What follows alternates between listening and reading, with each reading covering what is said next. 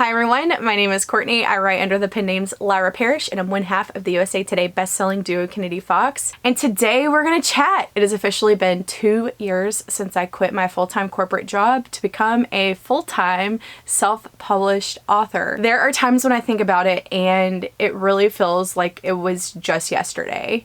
And then it also feels like it was a lifetime ago that it happened. I'm so happy that I vlogged that journey because now I get to look back on that video and it overwhelms me with emotion because I know exactly where I was and that point in my life. These past 2 years have just passed by in a blink. I mean, the entire world was upside down. I've gone through hell and back. Also released a buttload of books. I would have to go and count how many books we've released since I quit my job. We'll say close to 20 books. I can tell you that it's been a lot. Writing full-time has been super fulfilling for me, like I've mentioned before in previous videos. It gave me time with my dad that I would have not gotten. Like, I know for a fact that that would not have happened in a million gazillion years.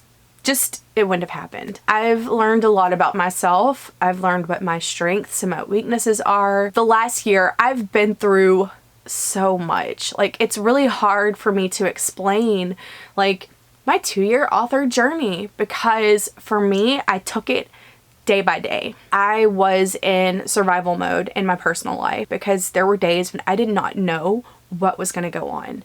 I just would wake up and whatever was served to me that day, that's what I took. But throughout all of that, we had deadlines and we continue to have deadlines, and those deadlines have to be met because as Kennedy Fox, we set up pre-order. I'm grateful that I had work to do. I'm grateful that there were books to release because it didn't give me the opportunity to just do nothing.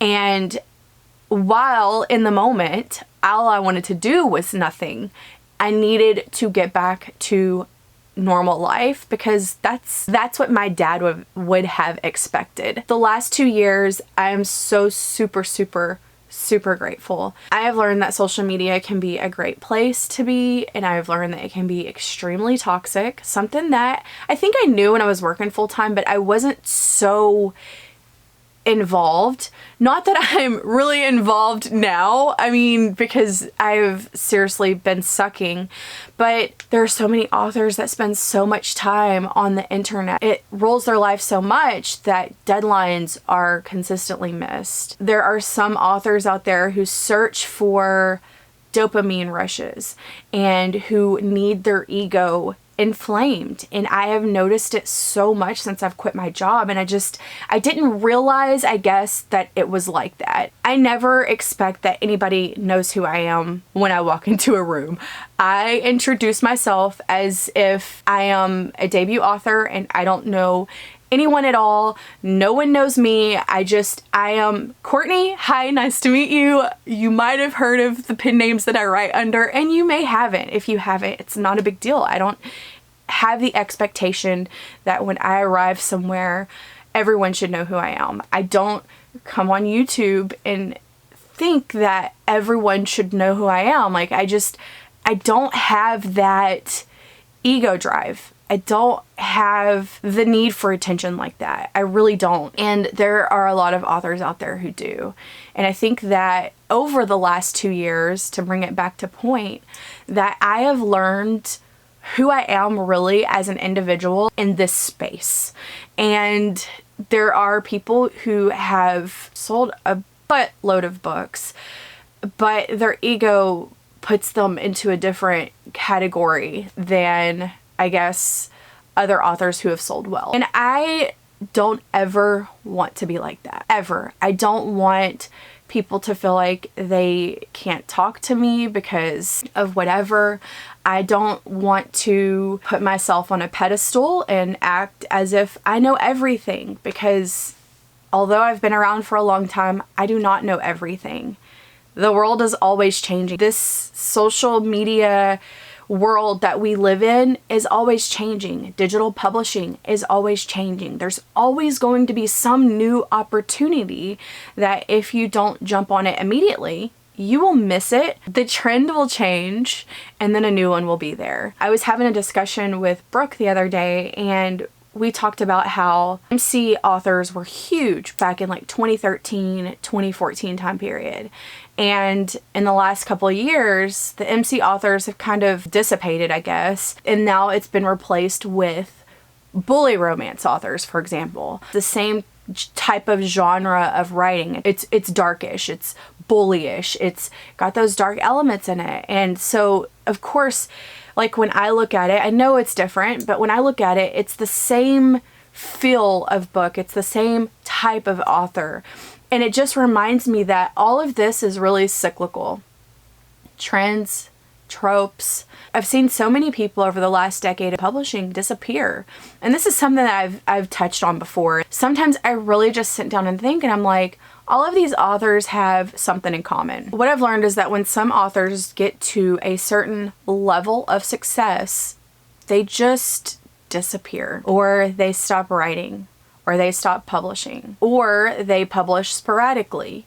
And it's so odd to me when I think of all the names on this list that I could literally write out right now, that they all got to about the same level and then they were done. And I've wondered, I'm like, why is that? Like, if they would have kept going, they would have been like at the very top, and they would have stayed at the top because they had such a hardcore following. It's kind of like, why is that? And I think some of it boils down to burnout, you know, pushing so hard to sell X amount of books or make these lists or be in this clique or whatever the case is. And once they're there, I guess the grass isn't always greener. It's just more stress that comes with success.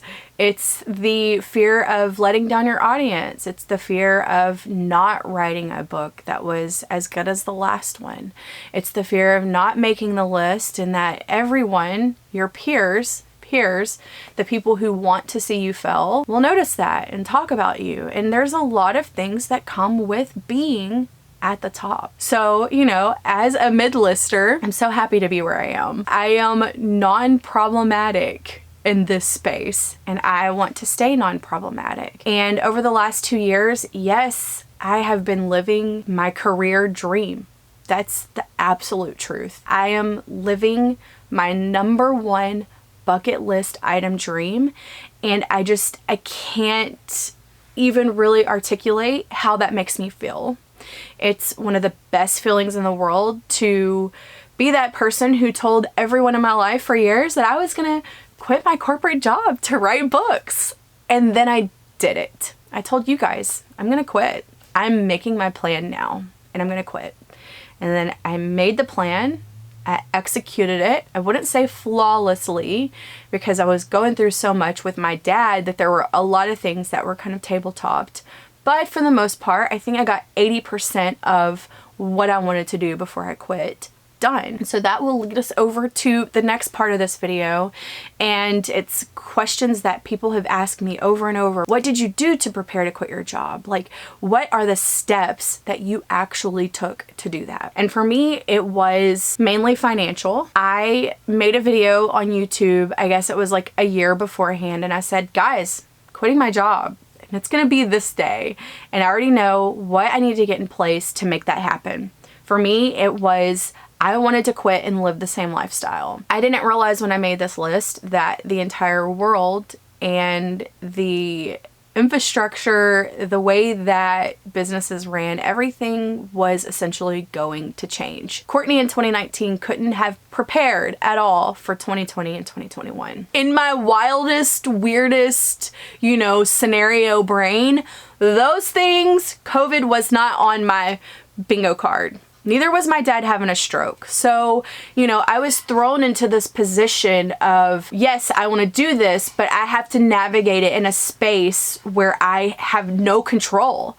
And that's essentially what happened. Back to the financial thing, what I did was I wrote down all of my bills, the ones that are reoccurring, like your electricity bill, your cell phone bill, your internet bill. All of those things got written down. And that was the base amount of money that had to be made on a monthly basis, because I didn't want things to change. After I got that number, I went through all of my credit cards and I wrote down what I owed for every single credit card and for any kind of like loans I had. I had my car note at that point, and I think we had the truck note at that point. There were 3 things that were big that I needed to make sure were paid off because I didn't want to be paying $1,000 per month on all these vehicles, essentially. I looked at what I could cancel, and I canceled subscription boxes. I canceled little things that make a big difference. They add up. I used to get this, I guess it was like teeth whitening strips in the mail. I used to get toothbrushes sent to me, like all this stuff that when I wrote it down, it just seemed absolutely ridiculous and like a waste of money. And so I went through and canceled everything that I possibly could. And I got the base bills down to a lower amount. And then I went through credit cards and I snowballed them, essentially. I wrote down what I owed from the smallest to the largest amount and started paying things off. I had given myself 10 months when I made that video on YouTube to quit my job. I didn't quite make the 10-month mark. I believe I quit in March and my goal was May. I made the video, I guess, in July. It had to have been July of 2019. And my goal was to be a full-time author by the time it got hot in Texas because I didn't want to leave my house. I wanted to be able to stay inside and just, you know, summer vacation like a kid, right? My plan was May. And I had a certain amount of money that I wanted to have in savings. And my goal was to have $100,000 saved. And I know that some people are going to be like, ugh, but that's what I was making from my job. I needed to make sure that I had a year's worth of salary made. That's what everyone says. Save a year's worth of salaries. And so for me, it was $100,000. If I was working a different job, it could be less, regardless of how much it was.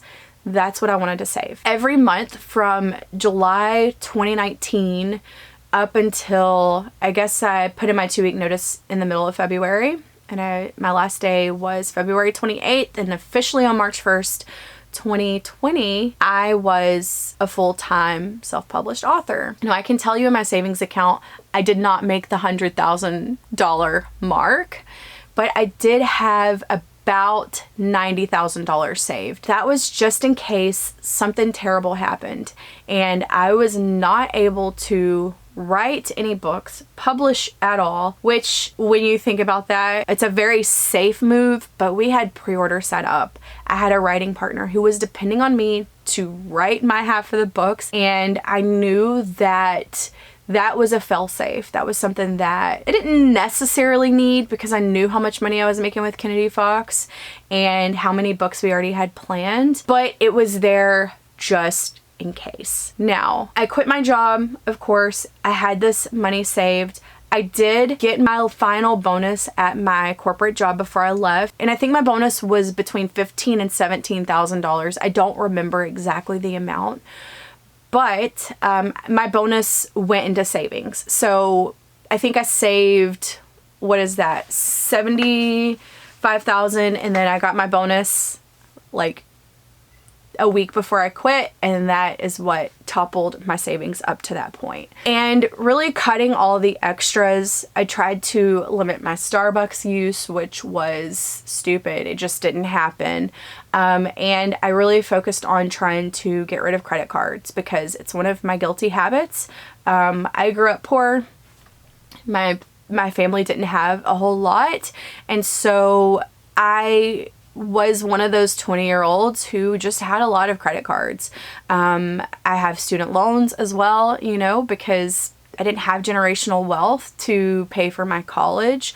I'm a first-generation college student. I had to make sure that I could pay those things and that I could get rid of things where I could. I had a very clear picture of how much my bills were on a monthly basis and then how much the extra was, and I started cutting those things out. Today, do I still have credit card debt?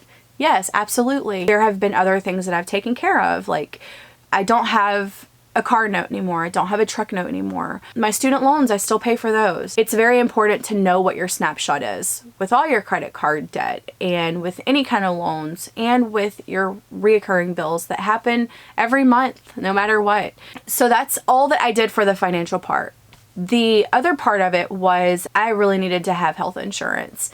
For me, health insurance is extremely important. You guys know that I've got stage 2 kidney disease. I need to be able to go to my nephrologist. I've got sinus issues, so I've got a sinus doctor that I see, and I had surgery in 2021 on my sinuses because I had a deviated septum and my sinuses were literally clogged, where I wasn't able to breathe in the normal amount of air that most people could. And so I knew before I quit my job that I needed to have health insurance. I could have skipped it, but it was one of those very important things. For me and Will to have health insurance, it's around $1,100 a month. And so I had to make sure that that was budgeted in. I did shop around health insurance. I looked at plans that were private plans. That was kind of like a pool where you would pay in a certain amount of money and then the pool would pay for your medical expenses if you got sick. That just didn't seem right to me. It may work for some people, but I knew that I had reoccurring appointments that I had to go to on a yearly basis. I also looked at my job's insurance plan. I could have gotten COBRA from my job and continued the same plan that I had when I was working, and it was super expensive. It was like $1,500 a month, and I'm like, this is a lot of money for not a lot of health insurance. So that was out, and then I went to healthcare.gov and I got a plan from there, and that's where my dental insurance and my health insurance is from. And it changes from year to year how much I pay. The first year was not as expensive as the second year, and this year is cheaper than it was last year, so it fluctuates. And obviously I got one of the most expensive plans because I did not want to change specialists because I had been with those doctors for a long time and they had my health history and I didn't want to have to shop around doctors.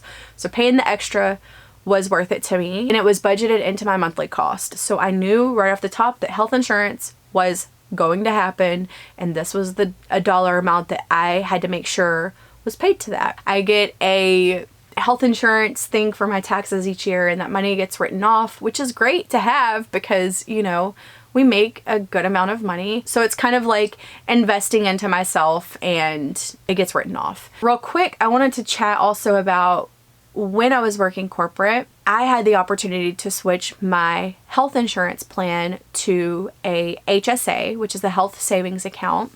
And the benefit of that is you can put a lot of money in the HSA per year for your family. The cool thing is that money stays in your account until you spend it, and it comes out of your check tax-free. So what I did before I quit, knowing that I was going to be quitting my job in the 2020 time period, the previous year in 2018, I changed my health insurance plan from a PPO to an HSA. And I stuffed every penny I could into that account because 1, it was tax-free. 2, I knew that when I quit my job, I would be able to take that money with me. If I would have stayed in a PPO plan, I would have paid, I think it was like $650 per month. And basically that covered my health insurance for that month. With an HSA, I had a very high deductible plan. I believe it was like $16,000, might have been $14,000 deductible that I would have had to meet before my health insurance plan kicked in. So it's essentially for healthy people who don't have a bunch of specialists. And I was more healthy than I was previously. So I was like, I'm going to risk this for a year and a half. And I am going to max it out and put as much money as I can in it tax-free because I am on a mission. And so I think I had $14,000 saved in my HSA account that I got to spend on health stuff after I quit my job. And so if any of you are working in a job where they offer plans like that and you are trying to quit your job and you know based on the royalties that you're making that you could survive on your books, I would think about the HSA plan. Like work it out, see how much you spend on medical stuff and start putting money there, because that money was there for me in 2020 and in 2021, and we used it for so much stuff. Like we could use it on dental, and we could use it at the doctor's office, we could use it to pick up prescriptions. So it was a really great thing to have. So that is a pro tip when it comes to the insurance portion. The third thing was my 401k and my current investments. I contributed to my 401k since I was 23 years old. It has transferred with me from all the retail jobs that I held all the way up to my corporate job, and it was important for me to keep investing into my 401k plan. Unfortunately, that is one of the things that got put on the back burner when my dad got extremely ill and my life was just a complete cluster. You know what? I did contact, I think it's Merrill Lynch that my 401k plan is through. I have about $150,000 saved in it right now, and I have not contributed since I quit my job. So that's 2 years of me not putting any money toward my 401k, which is terrible. With that being said, I have recently spoken to my financial advisor. He's the same man who managed my father's money, and I will be planning a meeting with him to roll my 401k into an IRA, and I plan to max that out forever. I don't know exactly what the max amount is as of 2022, but I believe at one point it was $17,000 to $18,000. And I can tell you that when I was working corporate, I was not investing the max amount. So when I was working corporate, I was investing 7%, but it did not equal up to $18,000 per year. And so those were my main concerns. I needed to have my savings padded because I didn't want to change my lifestyle, which, I mean, the panini helped with that, you know. I wanted to make sure that I got my debt down so I didn't have a large amount of money that I had to make each month because I owed people on credit cards and everything else. I was concerned about my health insurance because I have to have it. I just don't feel like I can be in this climate now with, you know, everything that happened. Like, no, I need health insurance just in case, you know, I need it. And then saving for the future, for my retirement, because eventually, you know, I want to retire. I do want to be able to write until I'm a 90-year-old, you know, talking to my iPhone 30 with dictation. Like, I do want that, but I don't want to have to do that. I want to essentially get to a point in my old lady life where I can travel like 80% of the year. Maybe I want to go on a summer cruise around wherever when I'm old with Will. Like, that would be really fun. But the level that we release now, I don't want to be releasing like that when I'm in my late 60s or 70s. I want to enjoy the rest of my life and release a few books per year if I want to. And that's the goal. So retirement is important. And I know that I've slacked on that. You know, I'm gonna be 100% truthful with you guys. Like, that's the one thing that I slacked on, but I realized that and I recognize that, and I am going to take care of that in 2022. And of course, when I talk to my financial advisor, I'll tell you all the tips that he gave me and exactly what we did with my 401k, so then I could still build that money. But I know that when I was invested as a corporate employee, I would contribute the max amount. My job matched 4%. I don't remember. It was either 8, I think it was 8% is what I was contributing. That was important to me because I was a finance major and it was beat into us. Although when I graduated college, we basically went into a recession, but it was beat into us that the rule of 72, like, you need to invest your money. Your money multiplies after so many years, and investments will allow you to retire. And that there's a lot of people back then who did not have a retirement, who was not prepared, who were forced to work until they died. And I don't want to do that. So I contributed, and I did it through my 20s. I did it through my 30s. And then these last 2 years, I missed out on that, but I will make up for it 100%. Trust me, I will do it. It is important. You know, it's great. I love writing. I love it so, so much. Like, I talk about it all the time. Like, I'm so lucky I have a job that I love, and I've never had that before until now. I've never just woke up and been like, oh my God, I'm so excited to do this thing when it comes to my job. That didn't happen. Typically when I work corporate, I'd wake up and be like, it's closing. I know that it's going to be stressful. I've got 2 meetings in the morning. My boss is probably going to be a douchebag. I want to leave at 7, but I don't know if I'm going to be able to. Like, depends on if everybody sends me everything. I'm going to have to chase down engineers. I'm going to have to chase down contractors. Like, I just knew that my life, especially at the beginning of the month, was going to be hell. I knew that, and I dreaded that, and I don't have that dread anymore. Sure, self-publishing is stressful. Don't let anyone tell you that this is easy. It is not. If they told you it's easy, they lied. I mean, I'm just going to be completely honest with you. But I do know that I'm lucky, and my most stressful day as a self-published author is absolutely nothing compared to my most stressful day as a forecasting accountant that essentially sent her spreadsheet to corporate. So, you know, the main people were looking at my numbers. Like, that was stressful. It's not as stressful as sitting in a meeting with all men, and there's like 15 of them, all directors, and the refinery manager wanting to talk about your forecasting and different projects and all these different things. Like, the spotlight was on me, and I didn't really like that very much, especially because my numbers were compiled from other people. So if something was wrong, they gave me the wrong number, but it was on me somehow. You know, I don't miss that. Don't miss that. Courtney in 2006 and 7 wanted that. That was her dream. And then as I lived that, I was like, you know, I really don't think this is for me. I really should probably do something else. I've always been a creative person. I love creating and inventing, and you know, theater was my thing for a really long time. I love writing, and I will never take this for granted, and I will never take my YouTube audience for granted. You know, I appreciate you guys, appreciate y'all being here through this entire wild and crazy journey, because the reality is I wanted this so bad, and then it happened, and you know, I still feel like I'm living in some sort of dream. Like, this is my life, and I still don't believe it. And I hope that I never, ever, ever take any of this for granted. And I hope that I always feel this way. Always.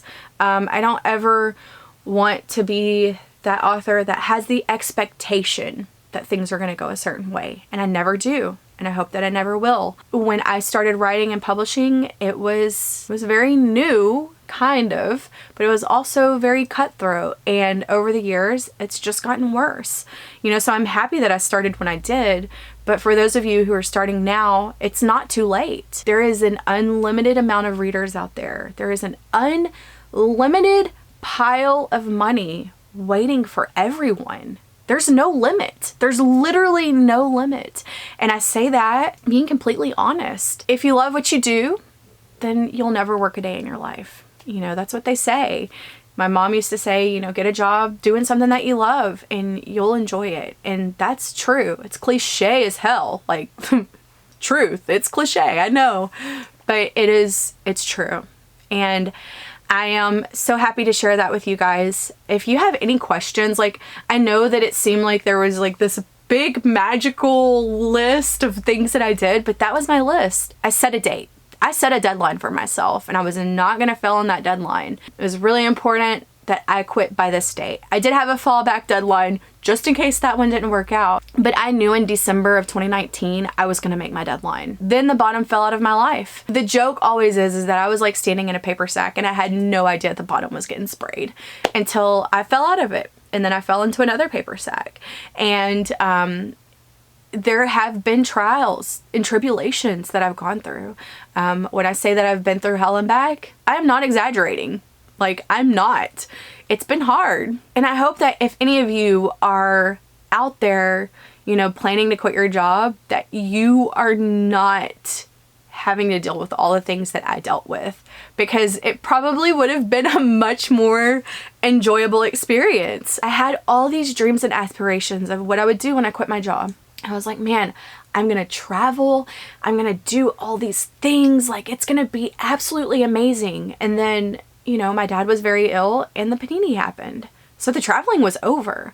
Like, all of the dreams and things that Courtney wanted to do when she was a full-time author, waking up at 9 a.m. every day and drinking coffee and whatever, Those things didn't happen. I'm back on schedule though. I've been waking up around 9:45, 10 o'clock every day. Just a quick little update on my life. I had kind of like a breakdown the last week. You know, I was just feeling really grief. I mean, that's all I can really say about it. Grief is a mother effer, and I want to punch her in the face pretty much every day.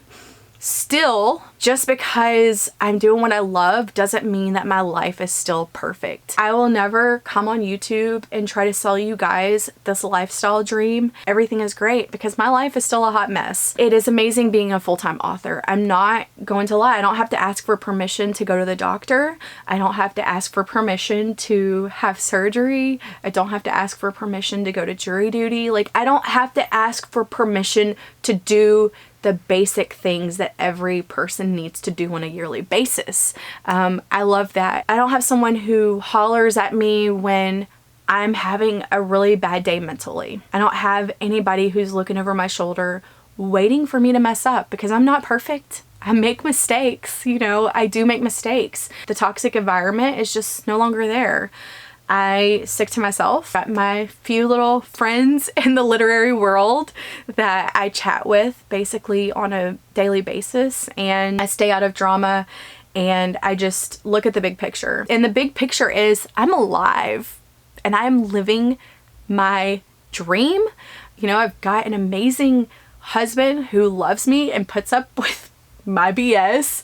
Will deserves an award for real, because he has really just put up with me. I have an amazing writing partner who's a really great friend who probably also deserves an award for putting up with me and all of my mental illnesses, you know, because I do suffer from imposter syndrome sometimes. And I also deal with rejection sensitivity. And there are days when I feel like I'm just not good enough to do this. Like, what am I doing? You know, sometimes I question that. I'm like, am I really doing this? Like, am I really an author? Yes, I am, you know, but I do have hard days like that. And I think most authors do. I know a lot of people don't talk about it because their lives are wonderful and they are the best writer in the absolute world and whatever. Like, I question everything, and I will probably continue to do that. I want to write the best book that I possibly can write. I want our readers to love our words. I want our words to touch people right in their heart. You know, I'm not just a book mill where I'm just like, oh, let's write. And I know that maybe it can seem like that for people who don't know me, but I take this very seriously. Like, I have an expectation of what level our work should be, and so does Brooke. And I think that's why we work so well together, because I don't want to half-ass it. And I take that to heart. You know, I want to be the best that I can possibly be at that point in time. That's why our books keep getting better, because we are different writers today than we were 5 years ago. The books that we're writing today are better than what they were when we first started. And we've had old books edited, and we can see that. We're like, oh my God, we wrote that paragraph. Look at the same word used 5 times. Like, that's a pet peeve of mine, and I can't believe I missed that. And so, you know, you just have to release the best book that you can at that point in your career. That's what matters. Did you put everything that you were at that point of yourself and your craft and your creativity into that piece of work at that point in time? And if you did, then you released the best book that you possibly could. And this book here, that may be your best book right now, 5 years from now, you should be able to look back at that and be like, wow, I've improved. Because you should always be growing in your craft and in your skill. And so I am happy when people look back at those old books and go, that's shit. I know, thank you, because I'm a different writer now than I was, you know, back then. And if people read my books now and they go, that's shit, well, that's your opinion. I put everything that I could into it. I know that me and Brooke worked our asses off to make it the best that we possibly could. And still then, some people don't like it, and that's completely okay, because it didn't work for them, and there's nothing that we can do. But I'm always happy with what we release. Always. There has not been a book that we have released as Kennedy Fox or even Lyra Parrish that I wasn't happy about and proud of at that point in time. And so, you know, a lot of authors are like, oh, well, it's probably gonna suck because compare it to someone who has been publishing and writing for a decade. Like, you can't do that. You can't compare your beginning to someone else's middle. And even where I am at this point in my life and my career, there are people who are a million times better, who write words that I'm like, oh my God, they're just incredible. Like, I am not worthy because this person writes so beautifully and the sentences are constructed and the plot and pacing is absolutely perfect, but they're at a different point in their career than me. And so the comparison game is just toxic and doesn't work. Sorry about that rabbit trail. When I start talking about this stuff, like, I could literally talk about it for absolute hours. So if you made it this far, I did want to tell you that on April 9th, I am having my 8,000 subscriber celebration finally. Oh my goodness. And it's going to be a really good time. We're streaming from 1 p.m. Central Standard Time until 6 p.m. Central Standard Time. I know that's a very long time, but this is a way for me to give back to you guys, because I know during my live streams, a lot of people have questions about writing and how did you do this or how did you do that or what's your opinion on this or that. And it's hard to answer every single question because we are trying to write. You guys know that I love to talk. So I am personally inviting you to join us on April 9th at 1 p.m. Central Standard Time to 6 p.m. Central Standard Time, and we will have some special guests. I am starting off the first hour by myself so we can chat about the channel and things that you would like to see and any questions that you have about anything, really. Like, I'm there for you to answer whatever you want. I will have Brooke on for an hour, so if y'all want to ask us any questions about co-writing, if you want to talk to her about Facebook ads, which she is really good at, if you want to talk about really anything, my writing partner will be joining the celebration. I've also got Rachel Brooks. If you guys watch my live stream, Snake in the Bush, that's right, and she'll be here, and we're gonna have a really good time just talking about writing. She has been published since before me, I believe. She published in 2013. She was one of my very first literary friends that I had. I've got a few who were like the first, and I still talk to them pretty much regularly. Then I invited Will, my husband, Deep Sky Dude. If y'all have seen him on Instagram or TikTok, you will know that he's got a very large following. He has over 160,000 on Instagram when this is recorded and over 150,000 on TikTok.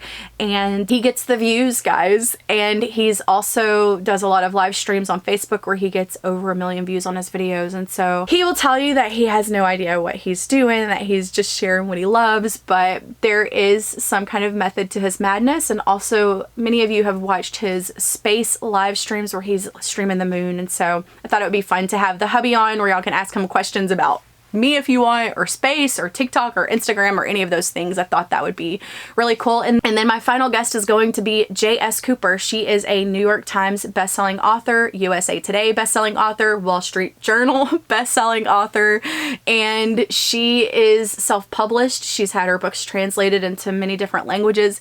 I've asked her on several occasions how many books she's published, and she's all like, I don't know.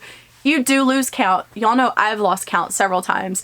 And so I have invited her to come on for an hour so you guys can ask her any questions about publishing, or she writes very regularly and releases often. And she's just going to be really fun to have on. So she will be joining us. I know that y'all have seen her in my chat sometimes when I live stream and do the sprints and stuff, but Jamie is a really cool person, and I'm excited to kind of like talk to her for the first time with you guys, like on camera. I've got a great lineup. I'm super excited to celebrate 8,000 subscribers with you, and just know that I do appreciate y'all so much. I know that I'm not the biggest channel out there, but I am grateful for those who are subscribed to me, and I want to keep bringing quality content that helps you guys out. If I can help someone quit their job and live the dream and have the same lifestyle without all the bullshit that I've got in my life, that would be amazing. Like, I would love that. I would love for someone to follow their dreams or make an extra $500 per month. My goal has always been to help other people with this channel, and I'm going to stay true to that. In 2022, I'm going to get back on schedule. I was on vacation. I was dealing with this head cold thing. I was kind of sad and depressed and had a really bad week, but I am better. And I'm moving right along, and I'm ready to get back on schedule with videos. So I appreciate y'all waiting for me. Y'all know that I was like writing like crazy, and then I went to Vegas and won a freaking jackpot. Like, I can't even right now. Look at this. I just won the grand prize. I am in shock. Just $12,000.